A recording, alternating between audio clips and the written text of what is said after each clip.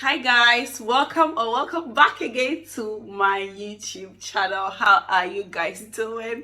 It's been a minute and I have promised myself not to leave YouTube for that long. This is the longest time I've ever left YouTube, like 2 months. I haven't posted a video. Even the video I was posting this year were videos that were filmed like last year or early in January. So for the last 60 days I haven't really filmed a video, and apologies for that, but it's because your girl has been so caught up and so tight in other things, and that is why I told you in my previous video that we have a gist. So guys, today I am going to be telling you how I got my dream job here in the UK. I mean, for somebody it might not be a dream job, and even for me I wouldn't say it is ultimately my dream job, but for now, this year, next year, or in a couple of years, this is the job I wanted to do. And the beauty of all of this is that it came with visa sponsorship.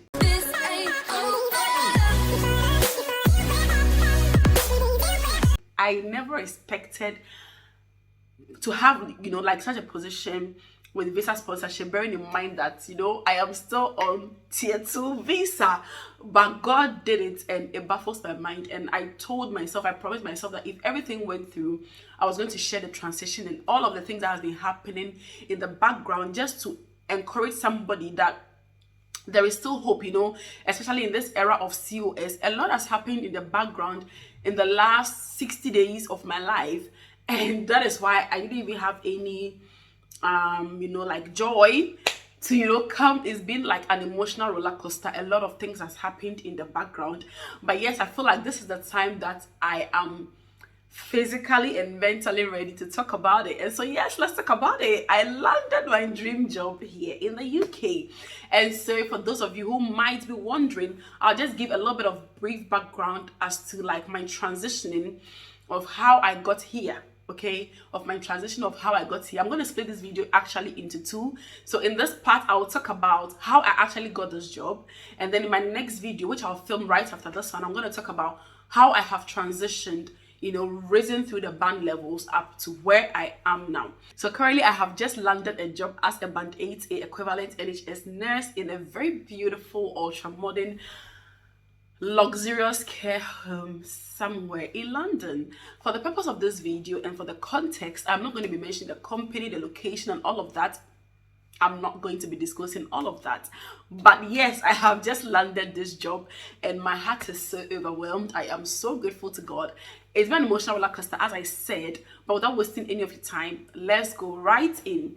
So somewhere towards the end of last year, I developed the interest in changing jobs. If you've been following me, I changed job last year, somewhere around May, and I only started working with that company around August because I wasn't ready to, I wasn't ready to start working with them up until August. So I only gave them my start period for August, which we all agreed on. So I started working with them in August.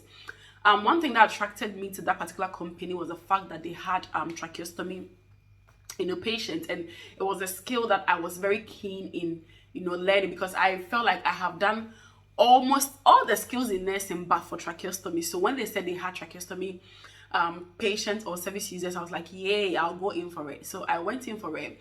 And just for the background context, every year I change jobs. So I've been in the UK since 2020. In 2021 I changed job. That was when I was in the NHS in endoscopy. I changed and I moved to the care home, but I was still working as an agency in the NHS. Then in 2021 I started my care home job. In 2022 I moved from that care home to another care home, but with the same company. In 2023, I moved entirely from that company to this company that I have just left. So this is now 2024. I have been with that company for only 6 months and I have left already. So I know it's a bit crazy, but that's just me. I am a very versatile person. I am open-minded. I am open to learning new opportunities. And I believe that, seeing what happens in different homes. I've worked so far in 3 different care homes. So this new job is going to be my 4th care home, and none of these 2 care homes are the same. I have been able to learn a lot across board. Let me not just waste your time. Let's just go right into it. So somewhere after I started this new job in like August last year, September, October, November, I started to realize that I needed a change. Not because of any major thing or that was happening, but I just felt like I needed that change. I needed to progress. I needed to move forward. I just saw myself. I was just analyzing all my skills, my abilities, my potentials, things that I have done, things I've brought on the table with all of these companies that I have worked with. And I realized that I need to progress. I need to progress. And this decision came about because in my first care home, which was in 2021, where I started working, the manager there wanted to make me her deputy. I don't know why, but she just wanted to make me her deputy so bad. But I respectfully declined that opportunity because I felt like I wasn't prepared. I didn't know much about the care home, and I wouldn't get that support that I needed. Not from the manager. The manager was ready to support me, but from the nurses that I was going to be working with, I didn't see any support going to be coming from that end. So I felt like, you know what, it's not going to happen. So I respectfully declined that opportunity and let it pass. Then, as I was sitting down in 2023 ending, I felt like, you know what, you should have just taken a position, because if you had, by now you'd have gone very far. Then again, I thought, okay, it's fine. I didn't accept it because I felt like I wouldn't be supported. Maybe I would have even fallen into trouble. But this is the time now. I feel like I am ready, physically, mentally, professionally, knowledge-wise. I'm ready in all aspects to go out for this position. So I started to search for the job. When I started, I am being honest with you, because I wasn't sure I was going to get sponsorship. I was applying for senior nurse role, or just registered nurse, night nurse, but a little bit of enhancement, which is like £1 more than what I was earning, because you know the cost of living in the UK is now wild, and we all need that, you know, extra cash to keep going. So I wouldn't mind even if it's like an extra £1 somewhere that was like, you know, that had like good cost of living. I was ready to move. So I started applying. I applied. I can't even count the number of jobs that I have applied for. And this is a testimony to tell everybody that do not give up, especially if you are looking for a job with sponsorship in the UK, because now, even as nurses, it is getting tough by the day. And I'm telling you this because I have changed job. As I said, I change job every year, and it's been so seamless. But this particular job, the things I've gone through to get this job, we'll talk about it in another video. So I started applying. Then this company called me. I saw this peripatetic nursing role with a company that was quite new. I've never heard their name before. I applied with them, sorry. They contacted me. They were so happy to sponsor me. However, I was going to be overseeing 3 homes in 3 different locations. One home was in Wolverhampton, one was in Milton Keynes, and the other one was in Coventry. You can imagine. And you have to drive to these 3 care homes. So they will give you an allocation. Like this week, you have to be in home A. The following week, you have to be in home B. The following week, you have to be in home C. In as much as I really wanted that position, is a peripatetic nursing role, but I was looking at my family commitments and having to travel every day. Like initially, they said they were going to be giving me 9 roles, which I was happy about. But later, they came to say, no, actually, the original manager wanted somebody who was very flexible, who could do shifts, morning, weekend, and all that. So I had to respectfully decline that one as well. Anyhow, I gave a pause like 2 weeks. I wasn't searching again. Then I started, ending of November, I started to search for a job. There is no care company in UK that I haven't contacted. Care UK to Barchester. I was actually coming from Barchester, so I reached out to them again to say that, you know, like I was a former staff and I don't mind coming back. I reached out to Roseberry Care Group. I reached out to Prime Life. I reached out to HF's, what's the name of this one? If I remember their names, I'll just be putting them on the screen like that. I applied for lots of registered nursing jobs. And most of them is 2 things. Either the salary was so bad, they were giving a salary which was so bad for the location that we are in, or for that location that the job is in, or they didn't have sponsorship. Even companies that I knew were giving sponsorship were saying that they don't have it. And if you have been in my channel for some time now, I released a video where I talked about top 10 companies that offer tier 2 sponsorship in the UK. I reached out to these companies that have even sponsored some of my friends, and they told me they don't have sponsorship. In fact, one of the companies sponsored my friends in November. And December, I applied for this same company, and they told me they cannot give me sponsorship. So it was getting frustrating by the day. I started to pray over it. I was like, maybe I don't need to change. So I started to pray over it, asking God, like, you know, is this something really you want me to do? I heard the audible voice of God telling me that you will get it. But one thing that God told me was that don't apply for registered nursing role, apply for a deputy manager clinical role. So I was like, how is it possible that I am applying for a registered nurse role? I am not even getting the sponsorship. How can I apply for a deputy manager clinical role and be sponsored? Anyhow, I just went by the flow. I obeyed the voice of God. I started applying. So this was in 3rd January, just after New Year. So on 23rd, on 31st December into the new year, I was just praying. This is when I heard the voice of God telling me that this year, this is the job that you have to do. So 1st January went by, 2nd January went by, I didn't apply. 3rd January, I started to apply. The first job I applied for, the company called me that same day, and they asked me, are you happy to start going through the process of the interview? I was like, yes, I want to. The pre-screen, we did the part 1. It was yet for the part 2 to happen. However, that company, they were happy to give me sponsorship, but they were in an acquisition process. So they wanted to buy this home. The company is already an old company, but they wanted to buy this particular home from somebody, look like from another company, and get their own stuff to start up. So there was a delay in the acquisition, and they kept postponing my interview date. So I didn't give up. I was still applying, and then I rephrased my CV. At that point, I just sat down. The CV does a lot of magic, guys. So I just sat down. I restructured my whole CV to bring out a true reflection of the skills that I actually have. So I did that, brought everything into a very beautiful masterpiece, and posted it on Indeed. And then, recruiters started to reach out to me. So this time around, I didn't have to do the application. It was the recruiters who were reaching out to me.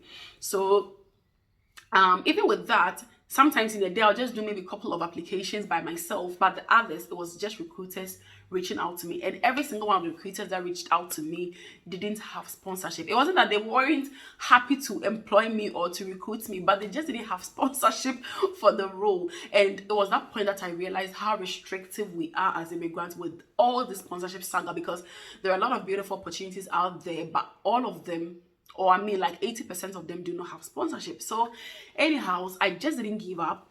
I kept my hopes up because that was what I've heard God telling me to be applying for. So I was just there when one day this recruiter reached out to me. That guy was so rude, and that's actually brought my morale down. So this guy called me one afternoon and was like, hey, am I speaking with Rebecca? I said yes. And he said, I've seen you are looking for a nursing role. And I said, yes, I'm looking for a nursing role, but I'm not looking for a registered nurse role. I'm looking for a deputy manager clinical or a clinical lead role.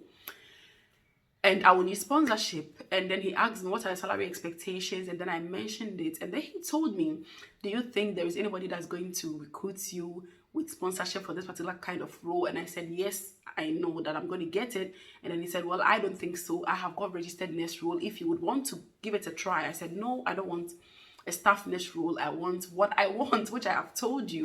And they said, well, best of luck. I think your expectations are too high. Anyway, so after that conversation, after he slapped me with that conversation, I went back to my memory box and I was like, you know what? I think what this guy is saying is true. Because I don't think I'm going to be sponsored for this kind of role. Bearing in mind that I'm overseas nurse, I didn't even train in the UK. Although I've got the relevant skills, I have worked so hard. And in my next video, I'm going to be telling you how hard I have worked to get all of these skills. I mean, to attain from band 4 to band 8A in another video. So I was just thinking, you know what? I think what this guy is saying is true. So I just went back to applying for registered nurse roles. And the funny thing is that all the companies I reached out to didn't give me a positive feedback. Even the companies, listen, this particular company that gave me this role that I'm talking about, I applied for their registered nurse, 2 of their registered nurse roles, and they didn't pick me. Two of the registered nurse roles in this same company that has now sponsored me as a lead didn't give me sponsorship for just a registered nurse. So that tells me that indeed it was just God telling me to do what I wanted to do or what I had to do. So after I went back, searching for registered nurse jobs and searching, I saw this job. I had already applied for 2 of their nursing roles. They didn't pick me. Then I saw that they were advertising for a deputy manager clinical. I applied. And shockingly, that same day, they called me. The HR called me. I was like, hi, am I speaking with Rebecca? I said, yes, it's Rebecca speaking. She was like, we've seen that you've applied for this role and we are so keen in employing, bringing you on board. But we would want you to do the pre-screen, the phase 1 and the phase 2. I said, yes, that's fine. So we did a pre-screen. That same day, that same afternoon, I was less busy. So we did a pre-screen where she asked me about my background, about myself, how long I've been in the UK, my previous experiences and all that. Then we scheduled a part 2. That was the day after or 2 days after. We scheduled part 2 where we talked about the fact that I would need sponsorship. We talked about salary expectations, and at that point I was like, I'm standing on business because I know that these positions are very hard to go into to work. So you have to be sure that the money they're giving you actually correlates with the job you're going to do. So we talked about salary expectation. We talked about my skills, things that I'm going to be bringing on board.